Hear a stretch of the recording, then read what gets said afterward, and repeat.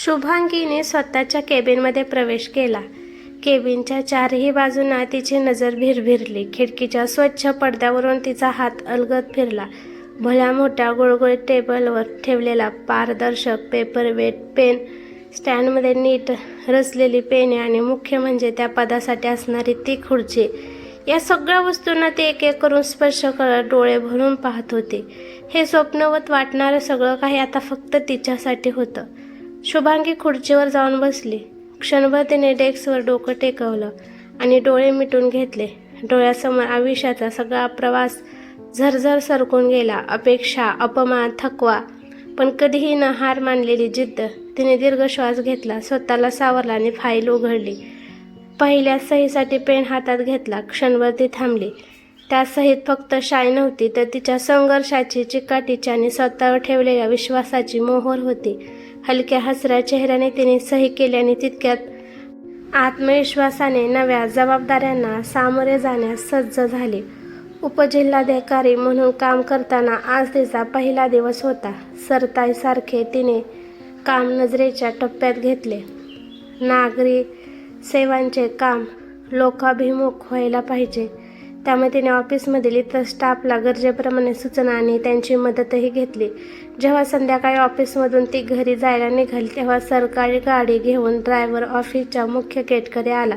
ड्रायव्हरने गाडीचा दरवाजा उघडताच आत जाऊन बसली. ड्रायव्हरला तिने गाडीतील AC बंद करायला सांगितला आणि गाडीच्या विंडोजचा ग्लास सरकवत तिने बाहेर पाहिलं. गाडीच्या वेगाबरोबर झुळझुळणाऱ्या वाऱ्यामुळे तिला ताजंतवानं वाटत होतं. घरी पोचताच तिचा मूड आणखीन चांगला झाला, कारण दरवाजावर फुलांचं छान तोरण लावलेलं तिला दिसलं. छान रांगोळी, त्यातील नाजूक नक्षी, सगळं कसं आल्हाददायक वाटत होतं. आता तर काय, अचानक दरवाजामागे लाल गुलाब डोकावताना दिसला. कॉंग्रॅच्युलेशन मम्मा, म्हणत रोहन दरवाजा मागून बाहेर आला. अरे माझ्या पिल्ला राजा, तू आणि आईने माझं छान स्वागत केलं. तुझा हा गुलाब की नाही मी माझ्या पुस्तकामध्ये कायम ठेवून देईल. रोहनला उचलून घेत तिने त्याचे पटापटा मुखे घेतले. रोहन खुश झाला आणि बाहेर खेळायला गेला. शुभांगी, हे घे पाणी, असं म्हणत आईने पाण्याचा ग्लास तिच्यासमोर धरला. पाणी पिऊन ती सरळ आपल्या बेडरूममध्ये गेली. जाता जाता तिने आईला सांगितलं, आई चहा बनवत असेल तर आलं टाक त्यात, आणि तुझा चहा बनला की मला हाक दे ग. शुभांगीने बेडरूममध्ये जाऊन हातातील पर्स बेडवर ठेवत आपणही तिथेच बसली. आई आल्याचा चहा घेऊन आली. काय ग आई, मी येते, मला हाक दे असं तुला सांगितलं होतं, तू का आलीस घेऊन? अगं बाळा, तू तर दमून भागून आली आहेस. चहा बिस्किट आणले आहेत, खाऊन घे. मी रोहन कुठे गेला ते बघून येते, असं म्हणत आईने टेबलवर ट्रे ठेवले आणि ती निघून गेली. चहा पित असतानाच शुभांगीची नजर समोरच्या टेबलावर ठेवलेल्या जुन्या डायरीवर गेली. सहज चाळत असताना त्या डायरीमध्ये विक्रमचा पासपोर्ट साईजचा फोटो मिळाला. फोटोतला विक्रम खूपच रुबाबदार आणि देखणा वाटत होता, पण खरंच या सोजवळ चेहऱ्यामागे माणुसकी होती का? छे, नको त्या आठवणी, मनाशी म्हणत तिने डायरी बंद केली. पण त्या डायरीच्या पाहण्याने शुभांगीचं मन तिला स्वस्थ बसू देईना आणि आठवणी ओथंबणाऱ्या पावसासारख्या झरझर येऊ लागल्या. शुभांगीसाठी स्थळ आलं तेव्हा सगळेच भारावून गेले. मुलगा खूप शिकलेला, मल्टीनॅशनल कंपनीत चांगल्या पदावर काम करणारा, मुंबईला राहणारा एक स्मार्ट तरुण, असं स्थळ आपणही चालत आल्यावर आईच्या आनंदाला पारावर उरला नाही. शुभांगीलाही मनापासून विक्रम आवडला होता. आईने स्वतःचे सगळे दागिने मोडून शुभांगीला तिच्या आवडीचे दागिने बनवले. शेतजमिनीचा काही भाग विकला आणि शुभांगीचं लग्न अगदी थाटामाटात करून दिलं. लग्नानंतर शुभांगी मोठ्या आनंदाने शहरात आली. झगमगत्या दुनियेत वावरताना तिला बराच त्रास होत होता, पण ती ते समजून घ्यायचा प्रयत्न करत असे. नवरा कामावरून उशिरा यायचा, त्यामुळे संपूर्ण दिवस एकटीच राहून राहून ती कंटाळून जायची. नंतर तर नवरा कधी कधी घरीच येत नसे, तर कधी फार उशिरा आणि तेही दारू पिऊन. सुरुवातीला शुभांगीने विक्रमला अनेक वेळा त्याच्या अशा वागण्याविषयी विचारलं, पण त्याचं उत्तर नेहमी ठरलेलं असायचं. कॉर्पोरेटर जगात असंच राहावं लागतं, तुझ्यासारखं गावंढळ नाही, समजलं? अहो पण तुम्ही कधी कधी रात्री घरीच येत नाही, कुठे जाता ते तरी कळू दे, ती म्हणायची. ए मूर्ख बाई, मीटिंग असतात, समजलं? तुला अडाणीला काय समजतं, नॉनसेन्स कुठली. असं काही बाई ओरडून बोलणं हेच त्याचं रोजचं झालं होतं. एक दिवस तर विक्रम मध्यरात्रीनंतर घरी आला, तोही दारू ढोसून. त्याला त्या अवस्थेत पाहून आज शुभांगीच्या सहनशक्तीचा बांध फुटला. ते रागाने त्याला म्हणाले, अजूनपर्यंत कुठे शेण खायला गेला होता. शुभांगीच्या तोंडचे असे उद्गार ऐकून विक्रमचा पारा चढला. स्वतःला धड उभंही राहता येत नसलेल्या त्याने तिच्या कानशिलात धाडकन लावून दिली तशी ती भिंतीवर जाऊन आदळली आणि तिच्या नाकातून रक्त वाहू लागलं. त्या अवस्थेतही शुभांगीने विक्रमला नेहून झोपवलं. आपण मात्र स्वतःच्या नशिबाला दोष देत ती रात्रभर पश्चातापाच्या जागीच राहिली. पहाटे पहाटे तिला झोप लागली आणि ती तशी सोफ्यावर पडून राहिली. रोजच्याप्रमाणे आळखे पिळखे देत विक्रम सकाळी उठला तेव्हा त्याला बेटी मिळाली नाही म्हणून त्याने शुभांगीला हाक दिली, पण कोणतीच प्रतिक्रिया आली नाही. त्यामुळे त्याचा संताप वाढला. उठून पाहतो तर शुभांगी सोफ्यावर झोपलेली. तिला तशी पाहताच त्याचा पारा चढला आणि एका लाथेसरशी त्याने शुभांगीला सोफ्यावरून खाली पाडलं. व्याकुळ अवस्थेत ती कशीबशी खाली बसली. पुन्हा तो मारायला गेला तोच डोरबेल वाजली आणि तिची सुटका झाली. पारूच्या तोंडाने त्याने दरवाजा उघडला. साहेब दूध. माफ करा साहेब, आज थोडं लेट झालं बघा. दुधाचा संप पुकारला शेतकऱ्यांनी. कमी भाव मिळतो म्हणून. आज लय कमी टँकर आले म्हणून मोठी लाईन लागली. बरं, आज ताई नाही आल्या दूध घ्यायला? तब्येत बरी आहे ना त्यांची? दूधवाला विचारत होता. हा ठीक आहे असं होकारार्थी मान हलवत दूधवाला जाण्याची वाट न पाहता विक्रमने दरवाजा लावून घेतला. आतापर्यंत त्याचा राग बराच कमी झाला होता. थोड्याच वेळात तिच्याशी काहीही न बोलता तयारी करून विक्रम ऑफिसला निघून गेला. रात्रीपासून सतत रडल्यामुळे आणि त्याच्या मारामुळे शुभांगी आज शारीरिक व मानसिक दृष्ट्या खूपच थकली होती. बराच वेळ ती जमिनीवरच पडून राहिली. मोबाईलच्या रिंगटोनने तिला पाहण्यावर आणलं. टेबलवरचा मोबाईल उचलून पाहिला. नैनाचा कॉल पाहून तिने तो उचलला. हॅलो नैना. काय ग, किती वेळ फोन करते, फोन घेत का नव्हतीस? काय नवऱ्याच्या प्रेमापुढे सख्या मैत्रिणीला विसरलीस? शुभांगी म्हणाली. नाही ग, तुला विसरून कसं चालेल? नैना म्हणाली. तब्येत बरी आहे ना तुझी? आवाज वेगळाच वाटतोय. शुभांगी. ठीक आहे ग, मला काय झालं? नैना. काय झालं माहीत नाही, पण गुड न्यूज देण्याचा आजार वगैरे झाला असेल तर? असं म्हणून नैना जोरात हसू लागली. तिच्या बोलण्यामुळे शुभांगीला भीतीने उचकी लागली. नैना म्हणाली. हॅलो शुभांगी. अगं तुला उचकी लागली? मला वाटतंय पतिदेव तुझी खूपच आठवण काढत असतील. नैनाची फोनवर बडबड सुरूच होती. हॅलो नैना, तुला मी नंतर फोन करते असं म्हणत शुभांगीने जवळजवळ फोन कटच केला. नैनाचा फोन आला की जेव्हा भावाच्या मैत्रिणीशी तन्मयतेने बोलणारी शुभांगी आज तिच्याशी बोलणं टाळत होती, कारण आज तिला कुणाशीच बोलावंसं वाटत नव्हतं.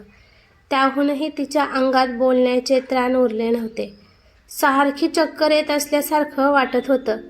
पुन्हा वाद नको म्हणून ती कसंबसं सगळं काम करत होती. विक्रम ऑफिसला गेल्यावर शुभांगी थोड्या वेळासाठी बेडवर जाऊन पडली. सारखं मळमळल्यासारखं वाटत होतं. थोडी विश्रांती घेतल्यानंतर तिने डॉक्टरकडे जायचं ठरवलं. बिल्डिंग खाली येऊन रिक्षा केली आणि सरळ हॉस्पिटल गाठलं. आता तिला खूप भीती वाटू लागली होती. डॉक्टरांनी तपासणी अंती तिला सांगितलं. मॅडम, काही काळजी करण्याचं कारण नाही. तुमचा आजार म्हणजे तुम्ही आई होणार आहात, तेव्हा स्वतःची काळजी घ्यायची. अमुक खायचं तमुक खायचं नाही, हे करायचं ते करायचं नाही, डॉक्टर माहिती देत होते. पण शुभांगीचं लक्ष मात्र डॉक्टरांच्या बोलण्याकडे अजिबातच नव्हतं. या बातमीने आपल्याला आनंद होत आहे की दुःख हेच तिला समजेनासे झाले. हॉस्पिटलमधून विचाराच्या तंद्रीतच ती घरी आली. असेच 8 दिवस गेले. विक्रमला ही बातमी सांगणं तिला तितकंसं महत्त्वाचं वाटत होतं, पण अजूनपर्यंत तिने ते सांगितलं नव्हतं. आज मात्र त्याला सांगायचं तिने ठरवलं. विक्रम ऑफिसला जाण्यासाठी शर्ट अंगात घालत असताना शुभांगी त्याला म्हणाली, अहो, मी डॉक्टरकडे गेले होते, मग मी काय करू? विक्रम कोरड्या आवाजात म्हणाला, तुम्ही लवकर बाबा होणार आहात. मग मी काय नाचू? मोठा पराक्रम केल्यासारखं सांगू नकोस मला. जा, माझे बूट पुसून ठेव, मला ऑफिसला जायला उशीर होतोय, असं तो ताठरपणे म्हणाला. शुभांगीने निमूटपणे त्याचे बूट साफ करून ठेवले आणि स्वतःला आजच्या कामात गुंतवून घेतलं. तो घरातून बाहेर पडताच इतका वेळ आवरून ठेवलेला तिचा हुंदका फुटला. त्याच्या या वागण्याने तिच्या मनाचा तोल पूर्णपणे ढळला होता. आता ती कितीतरी वेळ एकटीच रडत राहिली. संध्याकाळी विक्रम घरी आला. तो भरपूर दारू पिऊनच येत्या क्षणी त्याची रटाळ बडबड, मध्ये मध्ये शराबी डोळे मिचकावून हसणं याची शुभांगीला खूपच किळस आली. रागाच्या भरात ती बोलून गेली, पुन्हा शेण खाऊन आला तर? काय गरज होती दारू ढोसायची? सकाळी मी आपल्या बाळाविषयी सांगत होते तेव्हा तुम्हाला वेळ नव्हता आणि हे दारू पिण्यास तुमच्याकडे वेळ आहे. तसा तो बेफिगरपणे म्हणाला, ए मूर्ख बाई, बेअक्कल, मला आनंद झाला म्हणून मी आज प्यायलो, समजलं तुला? तुला काय माती समजतं? आपल्या घरी बाळ येणार आहे याचा मला आनंद झाला आहे. नॉनसेन्स तू आहेस. असं काहीतरी तो बरळत राहिला. थोड्याच वेळात विक्रम जागेवरून उठला. अवसान भरल्यागत शुभांगीजवळ येऊन तिला गठ्ठ पकडलं. तशी ती ढकलली गेली. मग तो तिच्या पोटातला जोरात चिमटे काढू लागला. आता मात्र शुभांगी जोरात ओरडली, काय करताय तुम्ही? माझ्या पोटात आपलं बाळ वाढतंय. तिच्या पोटावर हात ठेवत तो म्हणाला, मग काय तर, मी त्याच्याशी खेळतोय. आणि पुन्हा एकदा तिच्या पोटावर त्याने जोरात हात मारला. शुभांगीला आता खूपच वेदनेची कळ आली. ती थोडा वेळ कळवळली आणि त्याच ताकदीने स्थिरावली आणि तितक्या जोरात तिने विक्रमच्या श्रीमुखात लगावली. तो धाडकन जाऊन सोफ्यावर कोसळला. आज कुठून आली ही हिंमत की मातृत्वाच्या जाणीवेने तिला ताकद दिली होती? त्या क्षणी शुभांगीने आपली बॅग भरली आणि घरातून चालती झाली. कुठे जायचं हे तिला माहीत नव्हतं, पण ती चालत राहिली जिथे मार्ग सापडेल तिथे. शुभांगीच्या घरी आधी धुणी भांडी करण्यासाठी कामवाली बाई यायची. लग्नानंतर 15 दिवसांनी विक्रमने तिला कामावरून काढून टाकलं होतं. ती समोरून येताना दिसली आणि कोणतेही आडेविडे न घेता शुभांगी सरळ म्हणाली, मावशी, तुमच्या वस्तीत कुठे राहायची सोय होईल का? त्यावर मावशी म्हणाली, ताई, तुमचं एवढं मोठं घर असताना काय विचारता? मावशीला घडला प्रसंग सांगणं भाग होतं. तिने विक्रमविषयी तिला सगळं काही सांगितलं. ताई, मी आता इथे कामाला नाही येत. पोरगा कामाला लागला बघा. तो आता मला काम करू देत नाही, विश्रांती घे म्हणतो. बँगलोरला कामाला लागला. तुम्हाला चालत असेल तर माझ्या घरी राहायला या. माझ्या झोपड्यात सध्या मी एकटीच असते. मावशीच्या या बोलण्यामुळे शुभांगी आतून सुखावली. दोघी मावशीच्या झोपडपट्टी वस्तीत पोहोचल्या. त्या रात्री शुभांगीने आपली कर्मकहाणी मावशीला सांगितली. ते ऐकून तिचे डोळे पाणावले. डोळे पुसवत ती म्हणाली, ताई, काय काळजी करू नका. तुमच्या पोटातल्या बाळाला जपा. मी आहे तुमच्याबरोबर.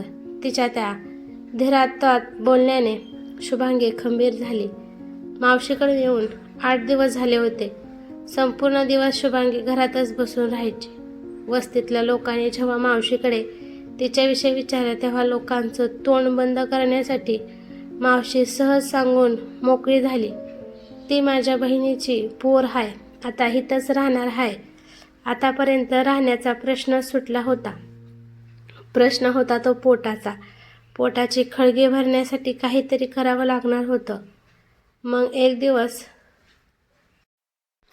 शुभांगीने मनाशी ठरवलं आणि ती जवळच्या होलसेल मार्केटमध्ये जाऊन पिना, बायकांना लागणाऱ्या बांगड्या, टिकल्या अशा वस्तू खरेदी करून आली. लगेच दुसऱ्या दिवशी एका मोठ्या पिशवीत सगळं सामान भरून ते स्टेशनकडे निघाली. स्टेशनमध्ये जाताच समोरून येणाऱ्या ट्रेनमध्ये चढली. हात, रुमाल, टिकल्या असं मोठ्याने म्हणत आपल्याकडे सामान खपवू लागले. लेडीज डबा असल्याकारणाने बऱ्याच बायकांनी तिच्याकडच्या वस्तू खरेदी केल्या. पहिल्याच दिवशी तिच्या श्रमाला यश मिळाले. आता शुभांगीचा रोजचाच हा दिनक्रम झाला होता. असेच दिवस चालले होते. बघता बघता तिला 7वा महिना लागला. ट्रेनची धावपळ, खेचाखेची यामुळे तिला खूप त्रास व्हायचा, पण पोटासाठी करणं भाग होतं. तिची तशी अवस्था बघून बऱ्याच महिला तिच्याकडचं सामान मुद्दाम खरेदी करत, तर काही महिला ट्रेनमध्ये बसायला जागा देत. एक दिवस शुभांगीच्या आईचा फोन आला. फोनवरून आई शुभांगीला माहेरी बोलवत होती. बरं, हट्ट करू नकोस, लेकीचं पहिलं बाळंतपण माहेरीच होतं, तेव्हा जावई बापूंना तुला माहेरी सोडायला सांग, आई असं काही बाई फोनवरून सांगत होती. शुभांगी मात्र वेगळ्याच विचारात गढून गेली होती. ती स्वतःशीच बोलत होती, बिचारी माझी साधी भोळी आहे. तुझ्या जावयाचे पराक्रम ऐकले तर धक्क्याने अंथरून धरशील. तसं व्हायला नको ग आई. माझं म्हणून फक्त तूच तर आहेस आई, म्हणूनच मी तुझ्याकडे येत नाही. तुला या सगळ्याचा त्रास व्हायला नको असंच मला वाटतं. या सगळ्या जाणीवामुळे सकाळपासून तिला अस्वस्थता जाणवत होती. मावशीला त्याची कल्पना न देता शुभांगी तशी स्टेशनकडे निघाली. प्लॅटफॉर्मवर माणसांचा जणू समुद्रच होता. ती गर्दी बघून आज धंदा चांगला होणार असं शुभांगीला वाटलं. ट्रेन येताच गर्दीचा प्रवाह दरवाजाच्या दिशेने गेला. ती त्या गर्दीत आपलं भलं मोठं पोट सांभाळत चालू लागले. दरवाजापर्यंत पोहोचेपर्यंत ट्रेन चालू झालेली होती. गर्दीचा घोळका धावत सुटला. सामानाची बॅग सांभाळत धावत असताना अचानक गर्दीतला एक पाय तिच्या पायावर पडला आणि तिचा तोल गेला. गर्दीत कोणाला काहीच कळायच्या आत तो लोट तिच्यावरून उड्या मारत पुढे निघून गेला. पाठीवर पडल्यामुळे समोर दिसणारं स्टेशनचं छत तिला अंधातरी वाटू लागलं. इतक्या ट्रेनने वेग घेतला. तिच्यात आणि ट्रेनमध्ये फक्त अर्धा ते 1 फूट अंतर उरलं होतं. आता आपण ट्रेन खाली खेचले जाणार याची तिला खात्री झाली. तिने डोळे गच्च बंद केले आणि तशीच पडून राहिली. गर्दी अजून पांगलेली नव्हती. ट्रेन निघून गेल्यावर कुणीतरी मारलेल्या थंड पाण्याच्या शिडकाव्याने ती थोडीशी स्थिरावली. घोडक्यातील एखाद्या सभ्य माणसाने तिला रिक्षात नेऊन बसवलं. रिक्षात बसता क्षणी तिला जाणवायला लागलं की पोटातील हालचाल मंदावली आहे आणि पाठीला असह्य कळा येत आहेत. त्याच रिक्षाने मग ती वस्तीवरच्या सरकारी आरोग्य केंद्रात गेली. वेटिंग कक्षातील सिमेंटच्या बाकावर जाऊन बसली. डोळ्यासमोर अंधारी येत होती. मग तिथल्याच एका पेशंटच्या नातेवाईकांनी तिला डॉक्टरांच्या कक्षात नेलं. डॉक्टरांनी तपासणी केली आणि तिला सोनोग्राफी करण्यास सुचवलं. आता ती पाठीच्या वेदना पूर्णपणे विसरली होती. तिला फक्त जाणवत होत्या त्या पोटातील बाळाच्या न होणाऱ्या हालचाली. घाबरलेली ती ओक्साबोक्शी रडू लागली. काही पेशंटनी देखील तिला धीर दिला. थोडीशी सावध झाल्यावर जेव्हा सोनोग्राफी झाली आणि तिला तिच्या बाळाच्या हालचाली स्क्रीनवर दाखवल्या गेल्या, तेव्हा तिच्यात पुन्हा बळ आला आणि आनंदाने तिने नर्सला जाऊन मिठीच मारली. मावशीला ही गोष्ट समजतात तीही फार घाबरली. त्या संध्याकाळी मावशीने बळजबरीने शुभांगीला प्यायला दिलेले ग्लासभर दूध इच्छा नसतानाही ती पीत बसली होती. आणि तेवढ्यात मोबाईल वाजला. हॅलो म्हणायचा अवकाश. आई घाबरल्या आवाजात रागाने बोलू लागली, उद्या मी मुंबईला येते बाळा. तुझं बाळंतपण गावीच होणार. तुझी आई अजून जिवंत आहे. आईपासून आपल्या मुलाचं काहीच लपत नाही. त्यामुळे गपचूप माझ्याबरोबर माहेरी यायची तयारी करून ठेव. तुला उद्या काही कमी जास्त झालं तर मी जगू शकत नाही. तुला तुझी आई जिवंत हवी असेल तू माझ्याबरोबर गावी येशील. असं बोलून तिने फोन ठेवून दिला. त्यानंतर शुभांगीने बराच वेळ आईला परत फोन लावण्याचा प्रयत्न केला, पण व्यर्थ. प्रत्येक वेळी फोन स्विच ऑफ असल्याचा मेसेज येत होता. आता तिला समजून चुकलं होतं की कोणत्याही परिस्थितीत आई येणार होती. पण हे सगळं आईला कसं कळलं की आपण मावशीकडे राहतोय, की विक्रमने सांगितलं असेल? असा विचार तिच्या मनात आला. पण जो माणूस आपण घरातून बाहेर पडल्यानंतर साधी चौकशीही करत नाही, तो आईला फोन करून सांगेन हे शक्यच नव्हतं. मग आईला हे कसं कळलं असेल याचा विचार करत ते बराच वेळ बसून राहिले. सकाळी जाग आली ती शुभांगी या हाकेने. अरे देवा, म्हणजे आई आलीच. डोळे चोळत ती बाहेर आली. खोलीचा दरवाजा उघडला आणि समोर आई दत्त म्हणून उभी होती. सोबत शेजारच्या काकूंचा मुलगा सोहमदादा नुकतेच मिलिटरीमधून रिटायर झाले होते. ससण्यासारखे कुठल्याही गल्लीबोळातली गोष्ट शोधून काढणारी आणि आई तर एखादी गोष्ट ठरवली की करूनच सोडणारी. दोघांना समोर पाहून शुभांगी त्यांना घरात बोलवायचंही विसरून गेली. आम्हाला आता घरात बोलवशील की नाही, की असंच बाहेर ताटकळत राहायचंय? आणि काय ग, तुझी आई जिवंत आहे ना? मग बाळा अशी का वागलीस? मी कोणी परकी असल्यासारखी का वागलीस? एवढ्या मोठ्या भयानक प्रसंगातून एकटी जातेस आणि मला का नाही सांगितलंस? देवाच्या मनात होतं म्हणून निदान दुसऱ्याकडून तरी कळलं, नाहीतर काय झालं असतं कोण जाणे. असं म्हणत आईने डोळ्यांना पदर लावला. आईला रडताना पाहून शुभांगी आईजवळ जाऊन म्हणाली, तू काही टेन्शन घेऊ नकोस. मी आता तुझी पूर्वीची भित्री लाजळू शुभांगी नाही राहिली. येणाऱ्या प्रसंगाला तोंड देण्याची तयारी करते आणि मी काय एकटी नाही आहे. माझं बाळ आहे माझ्याबरोबर. आता मात्र आई अवाक होऊन शुभांगीकडे पाहतच राहिली. तिचं ते बदललेलं रूप पाहून आईला जणू रणचंडिकेचे दर्शन झाले. दुसऱ्या दिवशी मावशीचे खूप आभार मानून शुभांगी बाळपणासाठी आईकडे जायला निघाली. आईकडे आल्यापासून शुभांगी खूप खुश झाली होती आणि आई तिचे डोहाळे पुरवत होती. तिला हवं नको ते बघत सगळं होती. पतीने शुभांगीला दिलेला त्रास आठवून आई कधी कधी रडायची. तेव्हा शुभांगीच आईला धीर द्यायची. 9 महिने आणि 9 दिवस झाले आणि आज सकाळपासून प्रसूती वेदना सुरू झाल्या.